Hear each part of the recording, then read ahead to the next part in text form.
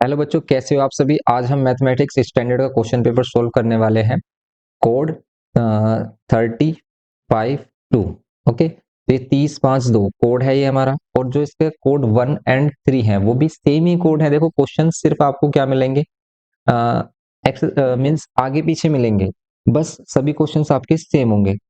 तो इसलिए आप इस क्वेश्चन पेपर की हेल्प से अपना क्वेश्चन पेपर, अगर आपका कोड 1 या 3 है तो उसको भी मैच कर सकते हैं। आज इसका फुल डिस्कशन देखेंगे और बात करेंगे कि क्वेश्चन पेपर कैसा था। देखो, इस क्वेश्चन पेपर का इतना ज्यादा कह सकते हैं भी शोर मचा हुआ चारों तरफ की क्वेश्चन पेपर काफी टफ था, और वाकई में क्वेश्चन पेपर टफ है बच्चों के स्टैंडर्ड को देखते हुए। क्वेश्चन पेपर का लेवल इस तरीके से डिसाइड किया गया है कि इसमें ऑलमोस्ट सभी क्वेश्चन ही कह सकते हैं भी मॉडरेट से अपर लेवल डाले गए हैं।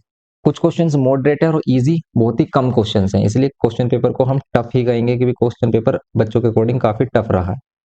आज हम इसका डिस्कशन करने वाले हैं, फुल डिस्कशन देखेंगे कि बच्चों को कहाँ पर क्या प्रॉब्लम आई है और कैसे पेपर बनाया गया है। काफी भाई क्वालिटीफुल बनाया गया है, ये जरूर है। तो जैसे हम देखें क्वेश्चन नंबर फर्स्ट, और इस क्वेश्चन पेपर को वो बच्चा बिल्कुल नहीं कर सकता जो डायरेक्ट क्वेश्चन करता है, वो बच्चा बिल्कुल नहीं कर सकता जिसे क्वेश्चन पढ़ने की आदत नहीं है। काफी बच्चे क्या करते हैं कि टीचर समझा देते हैं, क्वेश्चन कर लेते हैं, खुश हो जाते हैं, वीडियो देखते हैं, क्वेश्चन समझा देते हैं टीचर, क्वेश्चन को कर लेते हैं, सोचते हैं कि हम सारे क्वेश्चन ऐसे कर लेंगे, लेकिन कभी भी बुक को लेकर खुद से क्वेश्चन पढ़कर सोल्व नहीं करते, और वो सबसे बड़ी उनकी मिस्टेक होती है, तभी वो क्वेश्चन समझ नहीं पाते। तो यहाँ पर अब हम क्वेश्चन की बात करेंगे, देखेंगे कैसा क्वेश्चन पेपर है। अब जैसे हम बात करें सेक्शन ए में एमसीक्यूज पार्ट, फर्स्ट क्वेश्चन है, बोल रहा है कि they once proved that triangle ABC similar triangle PQR using SAS. अगर वो ट्रायंगल एबीसी और पीक्यूआर को प्रूव कर रहा है ऐसे एस के according, A B C and P Q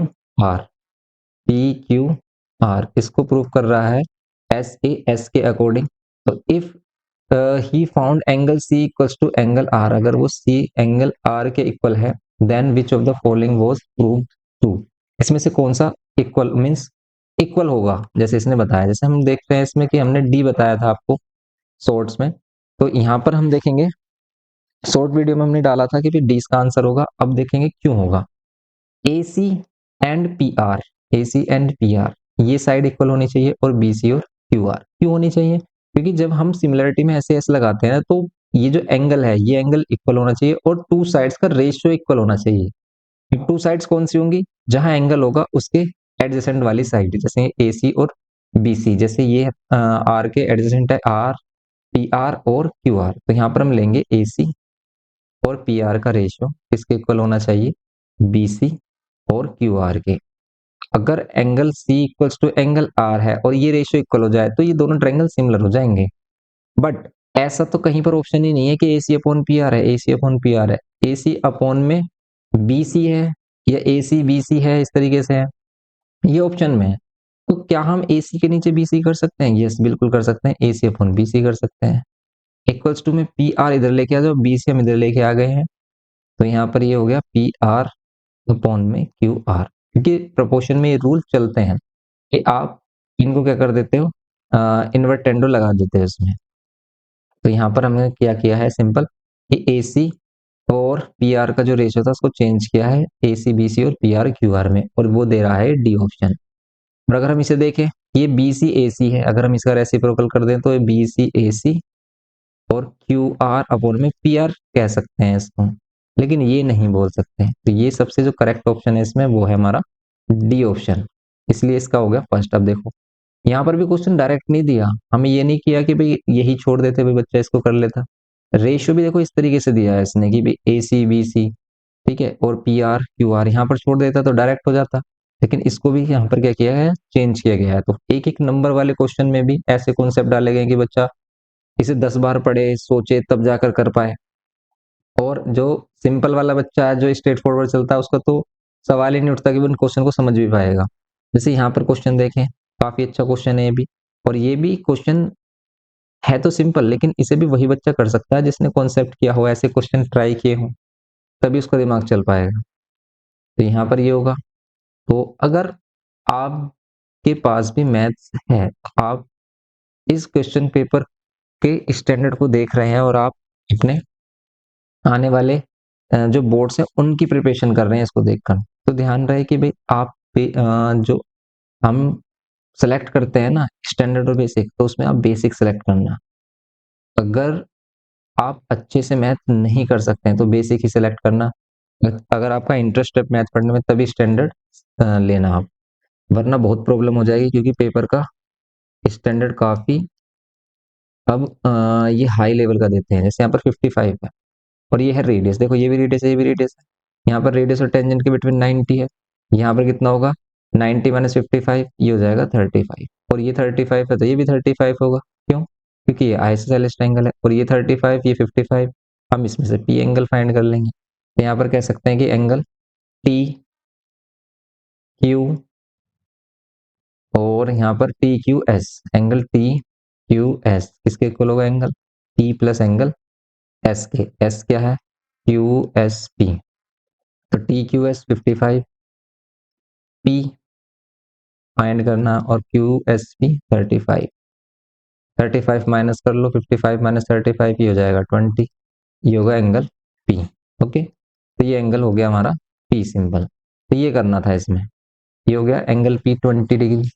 तो देखो क्वेश्चन पे क्वेश्चन ये भी अच्छे हैं, लेकिन वही है कि भाई हर बच्चा नहीं समझ पाएगा इतनी जल्दी। और यहाँ पर एमसीक्यू में अगर इतना टाइम लगेगा तो जो अदर हमारे लॉन्ग क्वेश्चन है उनको कैसे करेंगे। तो यहाँ पर हो गया हमारे पास, देखो ये क्वेश्चन सिंपल है, कोई ऐसे क्वेश्चन हमने किए भी हैं, बच्चे करते भी है नॉर्मली। जैसे ये कह रहा है कि A14 माइनस में A8, एनसीईआरटी में भी इस टाइप का क्वेश्चन है एक।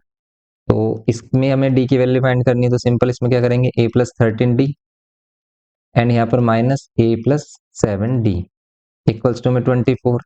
सिंप्लीफाई कर लो, A+13D माइनस में A और माइनस में 7D इक्वल्स टू में 24। सिंप्लीफाई करें इसमें हम, देखो A से A कैंसिल, 13 माइनस 7 करेंगे 6D इक्वल्स टू में 24। 6 से इसको डिवाइड कर लो, 6 4 जो 24, D की वैल्यू आ गई 4। ये तो सिंपल क्वेश्चन था, चलो ऐसे क्वेश्चन तो चलते भी हैं। फोर्थ में देखो the value of P4 which the roots of the quadratic equation are rational roots. अब देखो इस कॉन्सेप्ट को अगर हम देखें कि भाई रेशनल रूट्स होने चाहिए, तो रेशनल रूट्स कब होते हैं, जब बी स्क्वायर माइनस 4AC की वैल्यू एक परफेक्ट स्क्वायर नंबर होती है। यहाँ पर क्या होनी चाहिए, परफेक्ट स्क्वायर नंबर। क्या होते हैं perfect square number, perfect square number जो किसी के स्क्वायर होते हैं, जैसे 1 1 का स्क्वायर है, 4 2 का स्क्वायर है, 9 3 का स्क्वायर है, 16 4 का स्क्वायर है, और ये रूट से बाहर आ जाते हैं। तो जो वैल्यू रूट से बाहर आ जाती है हम उसको भी कहते हैं, उसी को ही कहते हैं हम परफेक्ट स्क्वायर नंबर। अब यहाँ पर जो ए बी सी की वैल्यू ऐसी होनी चाहिए कि परफेक्ट स्क्वायर नंबर आए। बी की वैल्यू यहाँ पर पी और माइनस पी का स्क्वायर करोगे प्लस पी, -4 ए की वैल्यू 1 और सी की वैल्यू है 6। यहाँ पर आना चाहिए एक परफेक्ट स्क्वायर नंबर। यहाँ पर आ गया पी स्क्वायर माइनस 4 6 24। अब देखो हमें इसका परफेक्ट स्क्वायर नंबर फाइंड करना है। अब वो जरूरी नहीं है परफेक्ट स्क्वायर नंबर, देखो या तो जीरो होना चाहिए तब रेशनल रूट्स आते हैं, या फिर कोई भी परफेक्ट स्क्वायर नंबर होना चाहिए। जीरो भी हो सकता है, ठीक है, जीरो भी यहाँ पर हम ले सकते हैं कि भाई जीरो भी हो सकता है। लेकिन अगर मैं इसे जीरो के इक्वल सबसे छोटे प्राइम किसके रेशनल के लिए निकालूं मैं, सबसे छोटा जो वैल्यू, सबसे जो छोटी वैल्यू हो सकती है बी स्क्वायर माइनस 4AC की, जिससे कि रेशनल रूट आए, वो हो सकती है जीरो। लेकिन जीरो के लिए तो पी की ऐसी वैल्यू मिल ही नहीं रही है, क्योंकि अगर हम 24 इधर लेके आए तो रूट में 24 और यहाँ से कोई भी वैल्यू मैच नहीं कर रही। तो फिर हम इसको देखेंगे ऑप्शन से, या फिर हम ये देखें कि भाई हम 1 बनाए, तो 1 बनाए तो यहाँ पर 1 रख लें, ठीक है। या फिर हम ऑप्शन से देख सकते हैं कि जैसे हम 1 पुट करें यहाँ पर पी के प्लेस पर, पी के प्लेस पर 1 पुट करें, 1 का square 1 1 minus 23 minus 1 minus 24 minus 23 आएगा। माइनस आने नहीं चाहिए वैल्यू, क्योंकि माइनस आ गई तो रियल रूट्स ही नहीं आएंगे। फिर अगर हम देखें -5, तो पी की वैल्यू अगर हम -5 रखें तो -5 का स्क्वायर 25 माइनस 24 1 आ रहा है, इस पर आ रहा है परफेक्ट स्क्वायर। 25 पर परफेक्ट स्क्वायर नहीं आएगा, रूट 5 पर परफेक्ट स्क्वायर नहीं आएगा। ओनली -5 ही ऐसी वैल्यू है जिस पर पी की वैल्यू हम लें तो एक परफेक्ट स्क्वायर नंबर हमें मिल रहा है। ओके, तो इसीलिए इसका जो आंसर होगा वो होगा बी, इसका आंसर होगा बी। ओके, फोर्थ का होगा हमारा बी ऑप्शन। नेक्स्ट देखें इसमें, अगर हम फिफ्थ, ये कह रहा है कि in the given figure P Q parallels to Y Z such that X P ratio P Y is equals to 2:3। If P Q is equals to 5 centimetre then Y Z बताना है। देखो P Q means हमें ये वाली value given की है, Y Z हमें बताना है। अब अगर हम देखें रेशियो इसमें एक्स पी 2, पी वाई कितना है 3, और अब इसमें हमें अगर ये बीच वाली वैल्यू बतानी होती है ना, तो हम ट्रायंगल सिमिलर लेते हैं। जैसे ट्रायंगल एक्स पी क्यू, किसके सिमिलर लें? ट्रायंगल एक्स वाई जेड की। तो यहाँ पर एक्स पी और एक्स वाई का रेशियो किसके इक्वल होगा? पी क्यू और वाई जेड की। P Q ratio Y Z, X P 2 और एक्स वाई 5, पी क्यू कितना 5, वाई जेड फाइंड करना है अब इसमें हमें। तो अगर हम वाई जेड फाइंड करें कितना होगा, सिंप्लीफाई कर लो इसे, तो यहाँ पर इसे क्रॉस मल्टीप्लाई कर लो इसको उधर, 5 × 5 और डिवाइड में 2, कितना हो जाएगा 25 डिवाइड बाई 2, ये होगा 12.5। इसका आंसर होगा सिंपल 12.5 सेंटीमीटर। ओके, ये हो गया 12.5 सेंटीमीटर, क्वेश्चन नंबर 5। नेक्स्ट देखें अगर हम इसमें क्वेश्चन नंबर 6, ये कह रहा है कि for an acute angle theta for cos theta is equals to 1/8, then find 8 sec theta plus 1 8 sec theta minus 1। अब देखो अगर कोस थीटा 1/8 है, sec थीटा क्या होगा इसका रेसिप्रोकल, तो ये हो जाएगा 8। सिंपल 8 रखो वैल्यू, 8 8 से कितना हो जाएगा भाई, यहाँ पर sec की जगह 8 8 प्लस 1, यहाँ पर 8 8 माइनस 1, कितना आ रहा है 64 प्लस 1 65 अपॉन में 63, तो 65 अपॉन में 63, ये है हमारा 6th क्वेश्चन इसका, सिंपल। नेक्स्ट करें हम, तो देखो यहाँ पर एक card is drawn at random from a well सफल डेक ऑफ 52 कार्ड्स, तो काफी क्वेश्चन सिंपल भी हैं, लेकिन सभी में कॉन्सेप्ट है। Deck of 52 playing card, the probability that it either a 10 or a king. तो इसमें बताना है कि 52 कार्ड्स में से किसकी प्रोबेबिलिटी या तो 10 हो या फिर किंग हो। तो 10 कितने होते हैं टोटल? टोटल सभी के 10 4 होते हैं, 4 10 होते हैं, 4 ही होते हैं किंग। ओके, अब टोटल हो गए हमारे पास ये 8 कार्ड, इन 8 कार्ड की प्रोबेबिलिटी बतानी है आउट ऑफ 52, तो कितना होगा आंसर? 4 2 जा और 4 से 4 1 जा 4 3 जा 2 अपॉन में 13, इसका आंसर होना चाहिए 2 अपॉन में 13। अगर आप अपने बोर्ड्स की प्रिपरेशन कर रहे हैं ना, तो इस क्वेश्चन पेपर को देखकर आप समझ गए होगा कि कैसी प्रिपरेशन हमें करनी है। कॉन्सेप्ट बिल्कुल डीपली आपको समझना है, फिर उस पर क्वेश्चन आपको अप्लाई करके देखना है, खुद से समझना है आपको हर एक क्वेश्चन को। तो सबसे पहले एक हैबिट आप ये डाल लें, एक आदत ये डाल लें शुरू से ही, ये आदत रखें कि भाई हमेशा आपको बुक लेनी है और क्वेश्चन रीड करना है खुद से, और खुद से ही सोल्व करना है आपको। और जब नहीं समझ में आए तब उसका फिर सॉल्यूशन देखना है, किसी से डिस्कस करना है। और नए क्वेश्चंस ज्यादा से ज्यादा लगाने हैं कि भाई आपको अपनी अंडरस्टैंडिंग क्या करनी है, डेवलप करनी है कि क्वेश्चन आप खुद से पढ़कर समझ पा रहे हैं नहीं, क्योंकि बोर्ड में कोई हेल्प नहीं करेगा, कोई समझाएगा नहीं कि क्वेश्चन का क्या मीनिंग है, क्या बोल रहा है। वहां पर आपको सभी चीजों से खुद से ही फाइट करनी होगी, इसलिए वही फाइट आपको स्टार्टिंग से रखनी है। कि हैबिट आपको ये बनानी है, कोई भी क्वेश्चन पेपर मिले तो खुद से सबसे पहले लगाएं। कोई भी पीवाईक्यू पेपर, कोई भी प्रीवियस ईयर क्वेश्चन पेपर निकाल लें, सैंपल पेपर निकालें, क्वेश्चन को देखो कि खुद से आप कितने क्वेश्चन कर पा रहे हैं। जितने क्वेश्चन आप खुद से कर पा रहे हैं ना, समझ लेना उतनी ही आपकी प्रैक्टिस है। अगर आप किसी के समझाने से क्वेश्चन कर रहे हैं तो समझ लेना कि भाई वो आपने क्वेश्चन नहीं किया है। इसलिए ये एक हैबिट जरूर बना लें कि भाई खुद से क्वेश्चन पेपर जरूर सोल्व करें, खुद से क्वेश्चन सोल्व करने की आदत जरूर बनाएं। 7 हो गया। 8th में, the line segment joining the point P and Q is divided by y axis in the ratio, तो P and Q is divided by y axis. अब जैसे ये वाला क्वेश्चन आता है कि भाई y एक्सिस डिवाइड कर रहा है, कोऑर्डिनेट ज्योमेट्री क्वेश्चन है, y एक्सिस डिवाइड कर रहा है, तो इसमें हमने बताया था कि अगर हमारे पास पॉइंट है, इसमें क्या है हमारे पास -4 कोमा -2, ये है P की वैल्यू, Q की वैल्यू क्या है 10 कोमा 4 और is divide by y axis. अगर इसको y एक्सिस डिवाइड कर रहा है ना, तो y पर x की वैल्यू होती है 0 और y की वैल्यू हम y ले लेते हैं। और अगर हमें ये जो बिटवीन पॉइंट लाई करता है 2 पॉइंट्स के, इसमें से कोई भी एक पॉइंट मिल जाता है तो हम रेशियो फाइंड कर लेते हैं। तो यहाँ से हम रेशियो फाइंड कर लेंगे, x की वैल्यू लेंगे क्या हम 0। तो यहाँ पर x वाला फॉर्मूला अप्लाई करेंगे, x is equals to m1 x2 plus में m2 x1 और divide by m1 plus m2। x की वैल्यू क्या लेंगे हम, x की वैल्यू देखो ये x1 y1, ये x2 y2, x की वैल्यू कितनी 0 m1, x2 की वैल्यू कितनी 10 प्लस में m2, x1 की value -4 divide by m1 plus m2। Simplify करेंगे इसको हम, तो यहाँ पर अगर हम देखें तो 0 के साथ m1 प्लस m2 को मल्टीप्लाई कर लो, ये भी 0 हो जाएगा।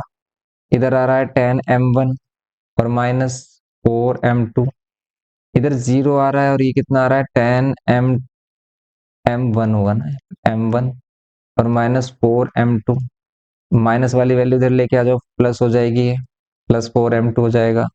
और यहाँ पर 10m1, m1 और m2 का रेशियो चाहिए, तो 10 इधर डिवाइड में लेके आ जाओ और m2 लेके आ जाओ इधर नीचे डिनोमिनेटर में।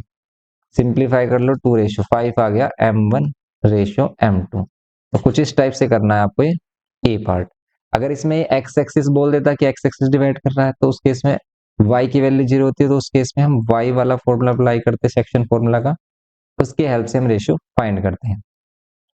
नाइन्थ में simplest form of sec a upon में रूट sec स्क्वायर a -1। तो सिंपलेस्ट फॉर्म के लिए हमें क्या करना, देखो ऊपर sec a है, नीचे sec स्क्वायर a -1, ये तो tan होता है डायरेक्ट, tan स्क्वायर a, तो यहाँ पर रूट में tan स्क्वायर a हो गया। क्यों? क्योंकि भाई sec square a minus tan square a होता है 1, ये आइडेंटिटी है। Then sec square a -1 is equals to क्या होगा, tan स्क्वायर a। तो यहाँ पर sec square a -1 is equals to tan square a हो गया। तो यहाँ पर हम tan स्क्वायर a पुट कर लिया हमने। अब इसको सिंप्लीफाई करेंगे तो ऊपर sec a और नीचे tan a, रूट से बाहर आकर tan a बचेगा ओनली। इसको सिंप्लीफाई करेंगे, sec का क्या होगा 1 अपॉन कोस, और tan का क्या होगा साइन अपॉन कोस। अब देखो आप, इस कोस से कोस कैंसिल, ये साइन इधर आ जाएगा 1 अपॉन में साइन ए, और 1 अपॉन में साइन ए क्या होगा कोसेक ए।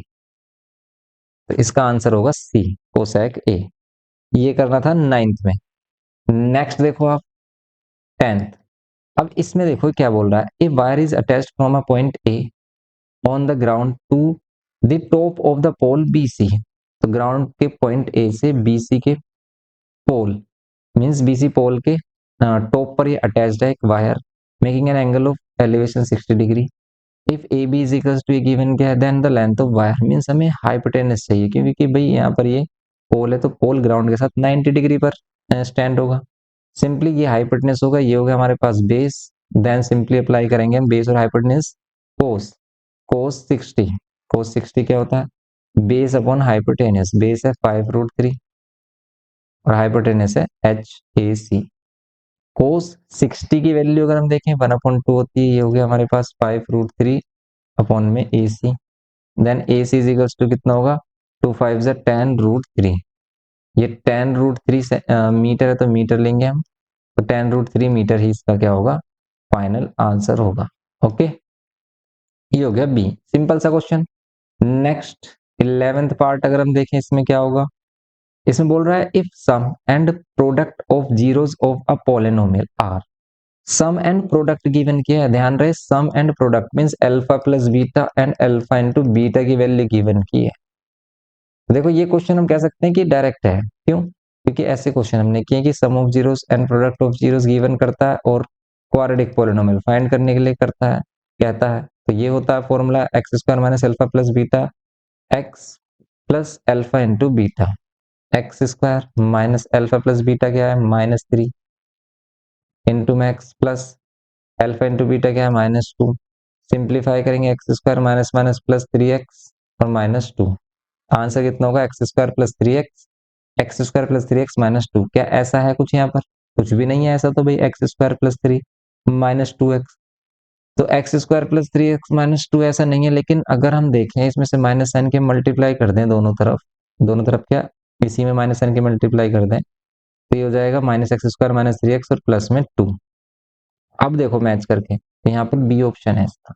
तो देखो यहाँ पर ये भी क्वेश्चन डायरेक्ट नहीं दिया, यहाँ पर भी वैल्यू क्या कर दी है चेंज कर दी है, तो काफी बच्चे इसी में कंफ्यूज हो गए कि भाई ये वाला होना चाहिए था, इसमें प्लस माइनस की मिस्टेक है। काफी बच्चे ये भी सोच रहे थे कि यहाँ पर प्लस होता तो यही आंसर होता, और तो ऑप्शन मैच कर ही नहीं रहा। लेकिन इसका आंसर होगा बी, ये मैच कर रहा है ना, साइन चेंज करने पर माइनस साइन की मल्टीप्लाई करने से ये मिल रहा है हमें सिंपली। और पॉलिनोमियल में अगर हम किसी कांस्टेंट वैल्यू की मल्टीप्लाई डिवाइड करते हैं तो उससे क्वेश्चन पर कोई क्या नहीं आता, इफेक्ट नहीं आता, कोई चेंज नहीं आता, इसलिए हम ऐसा कर सकते हैं। तो ये क्या होगा, आंसर होगा इसका। नेक्स्ट देखो 12th में, Meena calculates that the probability of her winning the first prize in a lottery is 0.08। तो विनिंग द प्रोबेबिलिटी की मींस विनिंग द लॉटरी की प्रोबेबिलिटी कितनी है, 0.08।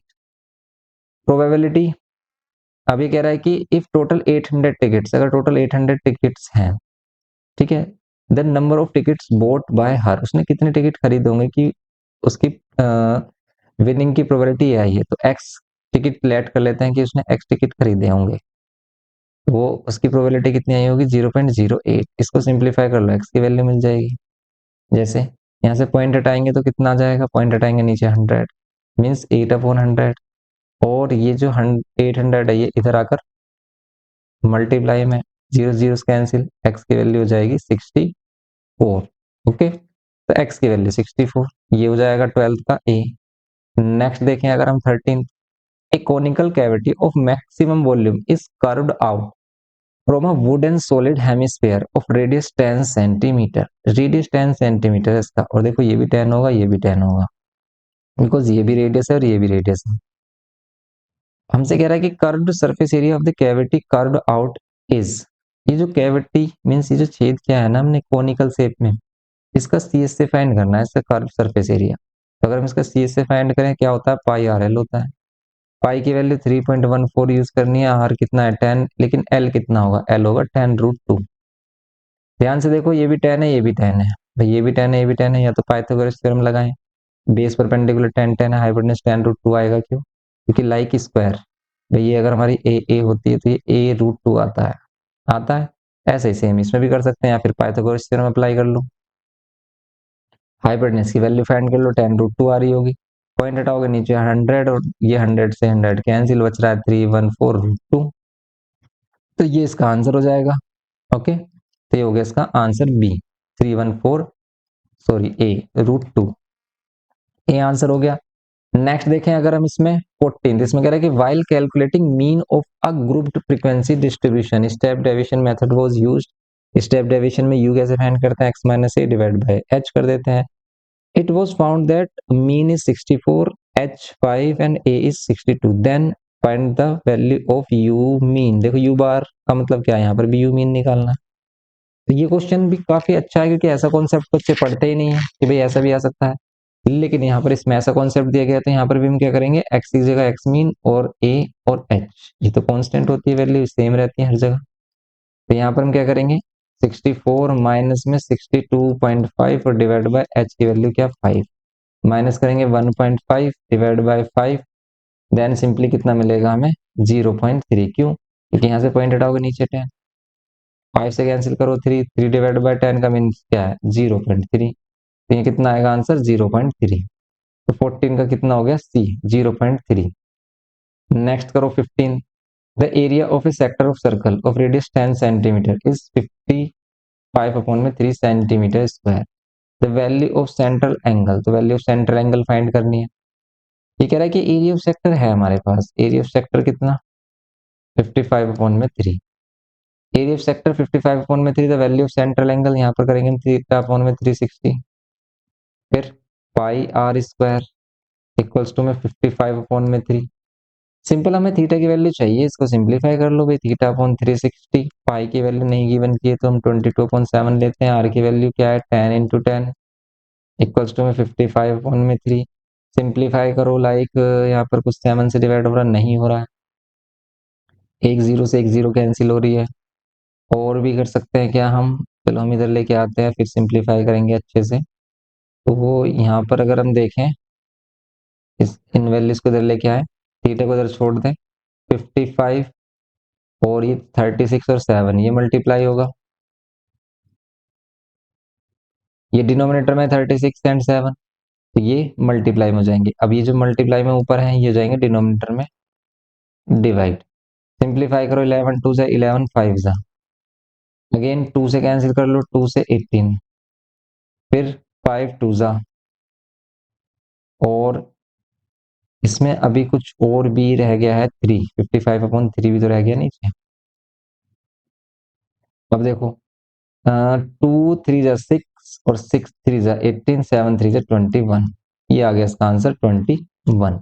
बस सिंप्लीफाई करना है इसमें, तो हो गया सिंपल क्वेश्चन। अब ये क्वेश्चन आ गया, देखो इस क्वेश्चन में ज्यादा कैलकुलेशन है। इसमें कह रहा है कि a camping tent in hemispherical shape of radius 1.4 metre. Radius कितना है भाई? 1.4 मीटर गिवन क्या है, रेडियस 1.4 है। हमसे कह रहा है has a door opening of area, इसमें डोर ओपनिंग का एरिया है कितना? 0.50 metre square. Outer surface area of the tent, surface का मींस टेंट का आउटर सरफेस एरिया फाइंड करना है। अगर हमें आउटर सरफेस एरिया फाइंड करना है तो हम क्या करेंगे, जो इसका सी एस से होगा मीन्स 2 पाई r स्क्वायर होगा, इसमें से जो डोर ओपन हो रहा है ना, ये एरिया माइनस कर देंगे। अब इसे सिंप्लीफाई करो। अब देखो इसे सिंप्लीफाई करने में भी टाइम लग रहा है, क्योंकि वैल्यू अगर हम रखते हैं, ये पॉइंट वाली वैल्यूज है। 1.4 का स्क्वायर करना है तो 2 टाइम्स 1.4 माइनस 0.50 करना है। सिंप्लीफाई करोगे, पॉइंट हटाओगे 10, पॉइंट हटाओगे 10, 7 से कैंसिल करोगे 7 2 जा। अब देखो अगर हम इसको सिंप्लीफाई करें, अगर आपने 2 से 5 को कर दिया और फिर से मल्टीप्लाई डिवाइड कर रहे हो तो प्रॉब्लम होगी। इसमें सबसे बेस्ट तरीका यह है कि आप इनकी ऊपर वाली वैल्यूज जो आ रही हैं, अब इनको मल्टीप्लाई कर लो। 2 से 44, 2 2 जा 4 और 4 से 22 के 88, और यहाँ पर 14 से मल्टीप्लाई कर लो, डिवाइड कर लो 100 से, माइनस कर लो 0.5। अब इसे 0.50 बोलो या 0.5 सेम ही होता है। इन दोनों को मल्टीप्लाई करो, कितना आ रहा है? इन दोनों को मल्टीप्लाई कर रहे हैं, कितना आ रहा है भाई?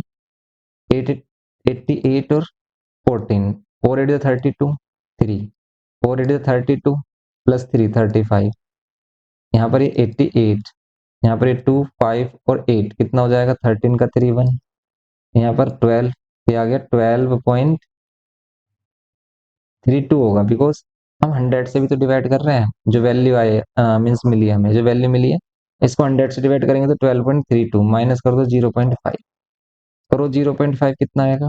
12.32 में से कर लो 0.5 माइनस, 0.5 माइनस करते हैं तो यहाँ 2, 13 में से 5 करेंगे कितना आ जाएगा? 8, और यहाँ 11, तो 11.82, ये क्या होगा? इसका आंसर हो गया। तो इसीलिए इसका आंसर आ रहा है सी। देखो यहाँ पर कैलकुलेशन थोड़ी ज्यादा, हम कह सकते हैं कि भाई इसमें टाइम लगेगा जरूर बच्चे को। जितना इजीली टीचर कर सकता है बच्चे को, उससे टाइम ज्यादा ही लगेगा, क्योंकि भाई बच्चे की इतनी प्रैक्टिस नहीं होती है। तो ये क्वेश्चन 2 मार्क्स का होना चाहिए वैसे, 1 मार्क्स में इसकी कैलकुलेशन टफ है। इजी कैलकुलेशन होती तो हो सकता था। विच of the following can not be the probability, इसमें से क्या प्रोबेबिलिटी नहीं होगी? जिसकी वैल्यू 1 से ज्यादा आ रही होगी वो प्रोबेबिलिटी नहीं हो सकती, या फिर 0 से कम मीन्स नेगेटिव आ रही होगी, तो नेगेटिव नहीं होती कभी प्रोबेबिलिटी, और ना ही कभी 1 से ज्यादा होती है।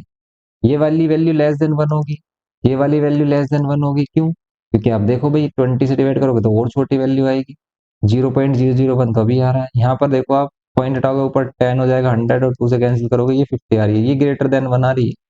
ग्रेटर देन 1 प्रोबेबिलिटी कभी होती नहीं, तो यही आंसर है इसका। ये भी नहीं होगा, क्योंकि ये तो लेस देन 1 है। क्यों है लेस देन 1? क्योंकि 10/100 है, ये 10 नहीं है, 10/100 10% बोल रहा है, इसका मीन्स इसका आंसर है 0.1। ओके, तो ये है इसका आंसर। 18th वाले में बात करें, the value of k for which the equation k x square minus 6x और -4 is equal to 0 has real and equal roots, इसके रियल एंड इक्वल रूट्स हैं। तो बताओ क्या होगी इसमें k की value real and equal roots के लिए? तो k की वैल्यू क्या होनी चाहिए? b² - 4ac 0 के इक्वल होना चाहिए। b की वैल्यू क्या होगी? b की वैल्यू होगी माइनस में 6, तो यहाँ पर इसका स्क्वायर करेंगे -4ac।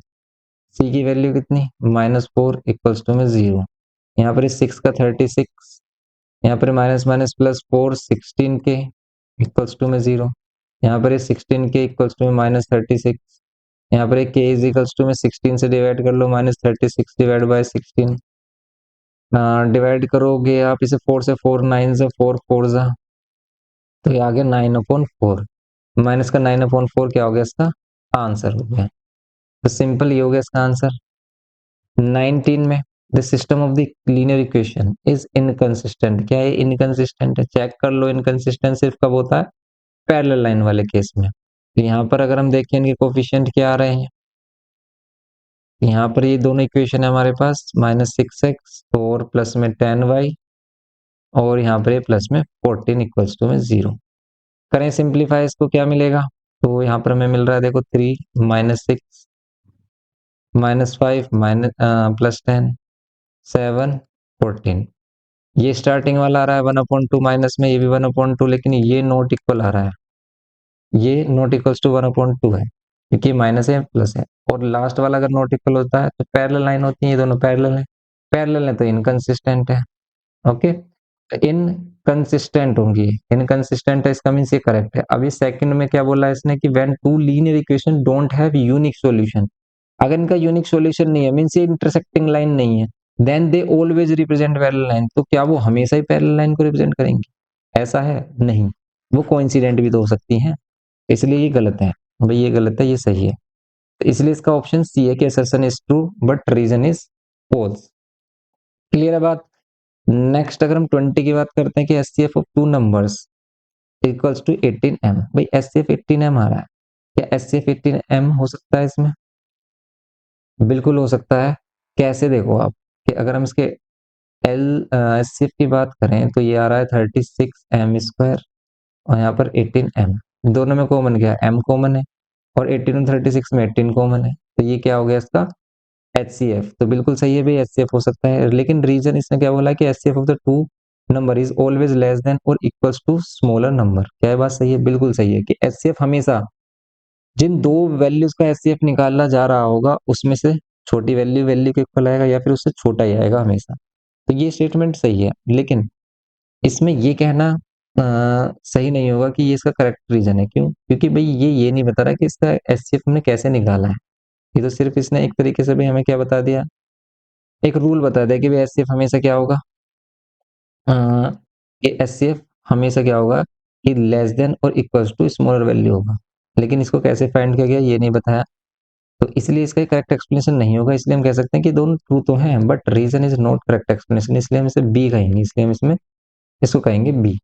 तो ये हो गया इसमें MCQ पार्ट हमारा। ओके, क्वेश्चन नंबर 21 की बात करें, देखो क्वेश्चन नंबर 21 इसमें कह रहा है कि in the given figure AB is parallel to DE and AC is parallel to DF so that triangle ABC similar to triangle DEF। तो हमें शो करना है कि जो ट्रायंगल ABC है वो सिमिलर है DEF के। क्या ये सिमिलर होगा? बिल्कुल सिमिलर होगा। देखो ध्यान से, ये फिगर है हमारे पास, इस फिगर में इसने जो टू साइड्स पैरेलल गिवन किए हैं कि भाई ये साइड इसके पैरेलल होगी तो ये एंगल इसके इक्वल भी तो होगा, कॉरस्पॉन्डिंग एंगल, ये साइड इसके पैरेलल होगी, देन फिर ये एंगल इस एंगल के इक्वल होगा, फिर यहाँ पर ये E, यहाँ पर ये B, ये C और ये F, और यहाँ पर ये A और यहाँ पर ये D। तो हमने दिखा दिया कि दोनों ट्रायंगल हैं सिमिलर। दिखा सकते हो आप सिमिलर की भी दोनों एंगल इक्वल हो गए, कैसे? तो यहाँ पर हम प्रूव कर सकते हैं इसमें, इन triangle ABC and triangle DEF, इन दोनों ट्रायंगल में हमने क्या शो किया भाई, angle B equals to angle E और angle C equals to angle F। दो एंगल हो गए सफिशिएंट है इसको सिमिलर करने के लिए, देयरफॉर ट्रायंगल हो गए सिमिलर ABC सिमिलर हो गए ट्रायंगल DEF के बाय एंगल सिमिलरिटी रूल से ये प्रूफ हो गया। ये क्या इंप्लाई करेगा कि AB और DE का रेशियो, AB और DE का रेशियो किसके इक्वल होगा? BC और EF के, BC EF या फिर AC DF के। अब इसमें गिवन क्या किया है इसने, देखो BC का है इसने 10 centimetre, BC 10 centimetre and BE कितना है, BE और CF ये है 5 सेंटीमीटर, ये 5 centimetre. Then find the length of DE, तो आपको DE की लेंथ फाइंड करनी है कितनी होगी। अब जो भी वैल्यू गिवन की है ना उनको यहाँ पुट कर लो और सोल्व कर लो।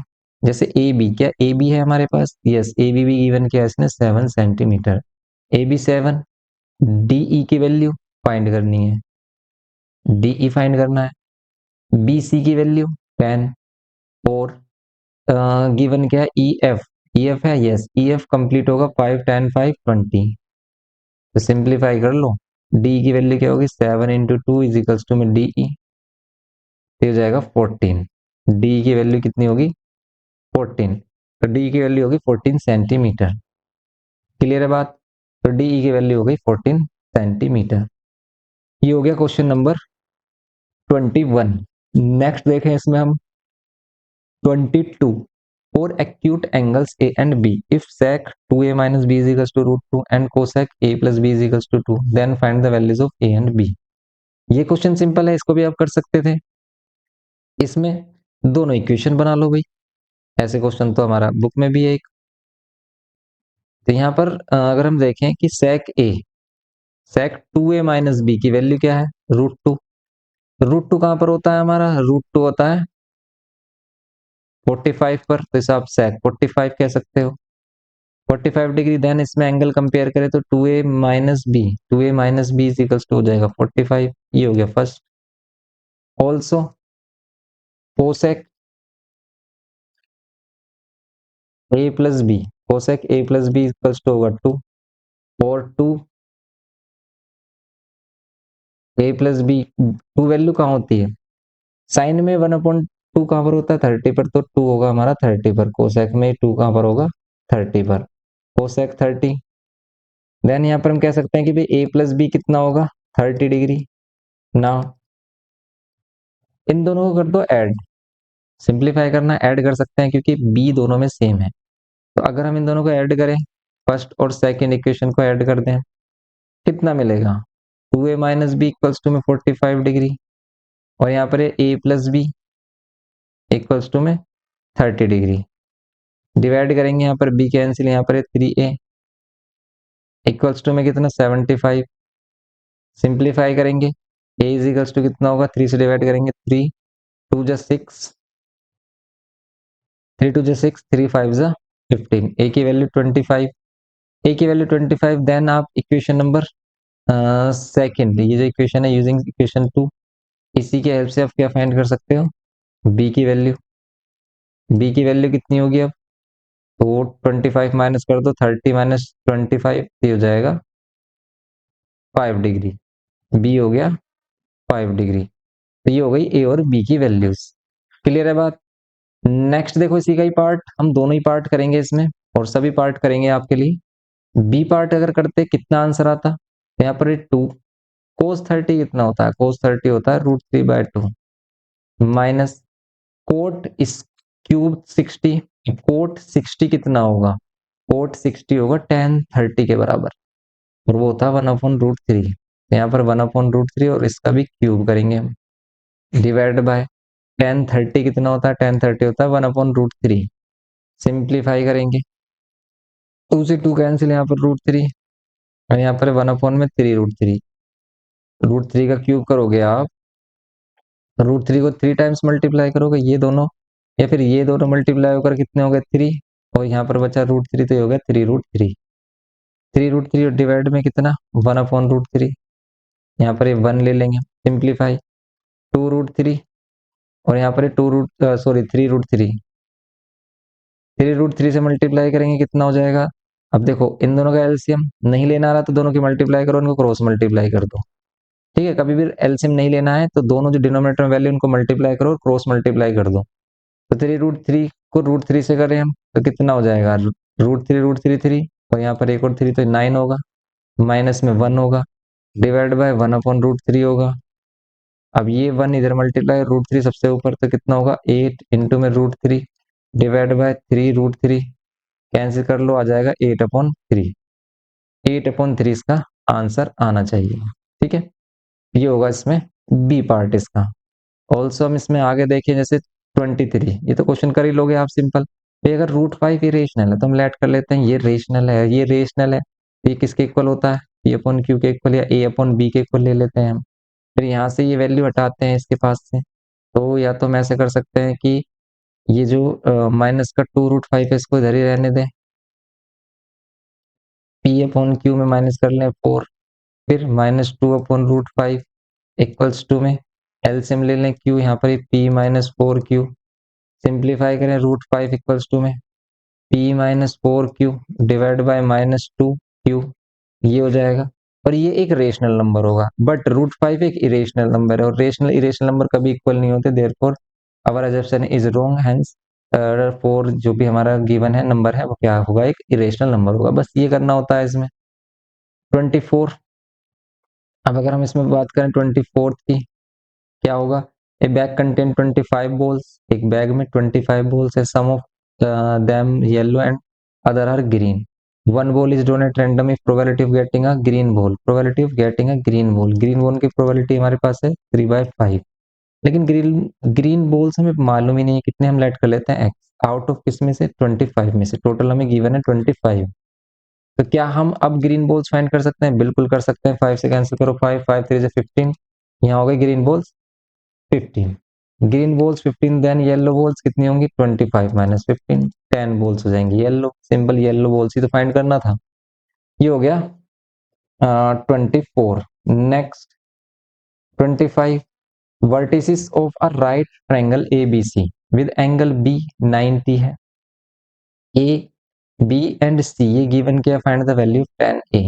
अब देखो अगर हम इसमें ये ए बी सी ट्रायंगल बना लेते हैं, ए बी सी, बी पर 90, ए की वैल्यू 3,4, बी की वैल्यू 1,1, सी की value -8,7, find the value of tan ए।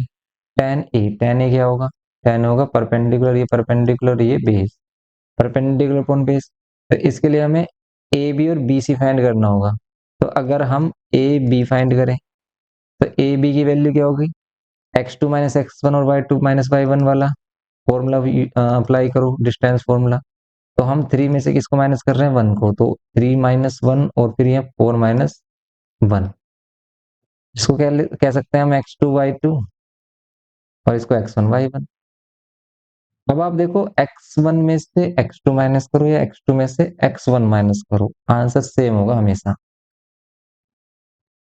इसलिए आप x1 माइनस एक्स टू बोलो या फिर x2 माइनस x1, दोनों ही सेम है। यहाँ पर कितना हो जाएगा 2, 2 स्क्वायर प्लस यहाँ पर 3 स्क्वायर, रूट में 4 प्लस में 9, ये कितना हो जाएगा √13, ये होगी ए बी की वैल्यू। फिर हम फाइंड करेंगे इसमें बी सी, बी सी की वैल्यू कितनी आ रही है, बी सी अगर हम देखें तो इसको अगर हम x2 y2 लेट कर लें तो यहाँ पर कितना होगा, अगर मैं x1 में से माइनस करूं x2 को तो माइनस माइनस ये हो जाएगा प्लस, और इसका होल स्क्वायर प्लस 1 माइनस 7 इसका होल स्क्वायर, दोनों को फाइंड करें अगर हम सोल्व करें तो 1 प्लस 8 9, 9 का स्क्वायर 81 प्लस 6 का स्क्वायर 36 इक्वल्स टू में ये हो जाएगा हमारे पास 7 117, और ये तो हमारा क्या है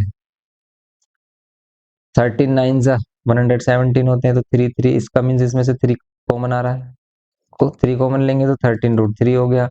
और अब इसमें अगर हम tan ए फाइंड करें तो tan A perpendicular perpendicular B C upon में ए बी है, बी सी की वैल्यू फाइंड की 3√13 और ये फाइंड किया हमने √13 ए बी की वैल्यू, तो ये आ गया इसका आंसर 3। तो यहाँ पर tan ए की वैल्यू क्या आनी चाहिए 3। और अगर आपने इसको लिखा है ओनली इस तरीके से √117 अपॉन में √13 तो भी करेक्ट ही है आपका, ठीक है।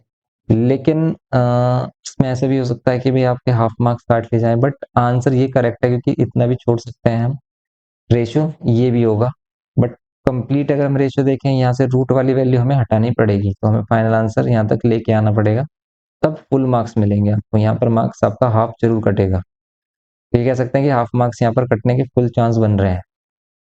तो ये क्वेश्चन कर सकते थे, या फिर कर सकते हैं हम क्वेश्चन में इसका बी पार्ट का भी पार्ट मींस पार्ट सिंपल है, अगर फर्स्ट नहीं समझ में आया होगा, मोस्टली बच्चों को फर्स्ट नहीं समझ में आया तो सेकंड पार्ट किया, और सेकंड पार्ट में कहा कि using distance formula prove that points are collinear.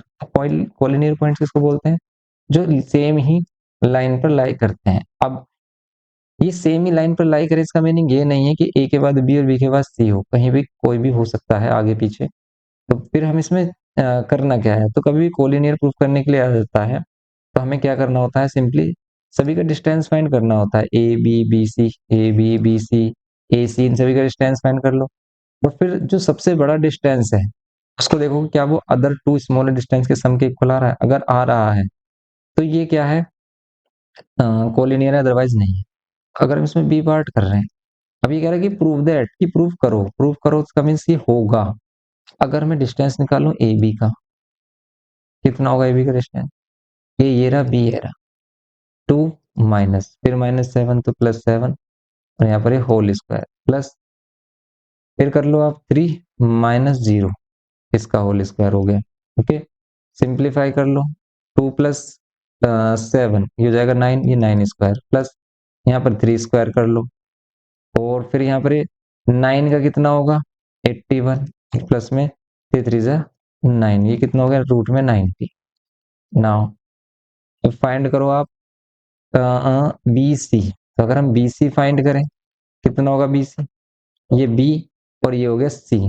Simplify करें, -7 फिर माइनस माइनस +1 इसका होल स्क्वायर प्लस, फिर ये 0 और 0 माइनस में कितना 2, फिर इसका होल स्क्वायर, फिर यहाँ पर रूट में -7 + 1 -6, -6 का 36 और 2 का 4, ये रूट में 40।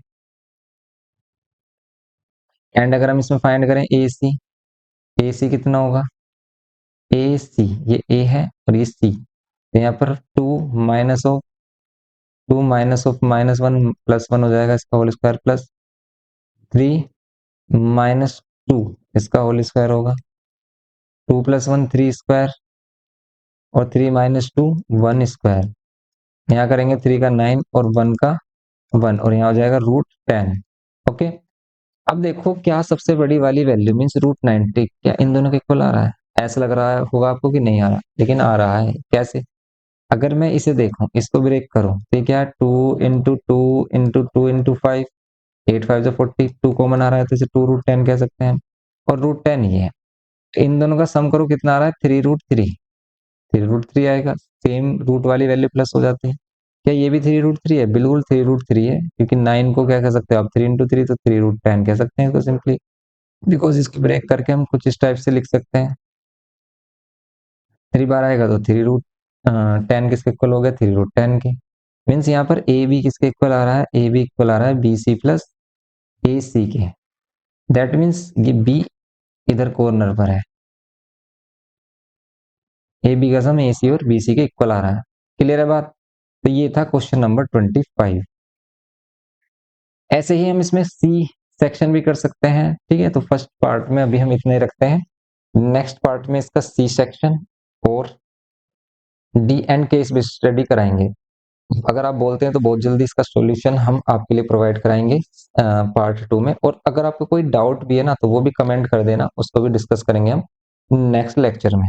और आप बताना भाई आपने कितना स्कोर किया है इसमें, कितने आपके चांस है आने के, और कैसा लगा आपको ये पेपर, एक कमेंट जरूर छोड़ना। ओके, मिलते हैं नेक्स्ट लेक्चर में। वीडियो इन्फॉर्मेटिव लगा हो तो प्लीज लाइक करना, शेयर करना अपने फ्रेंड्स के साथ। Thanks for watching.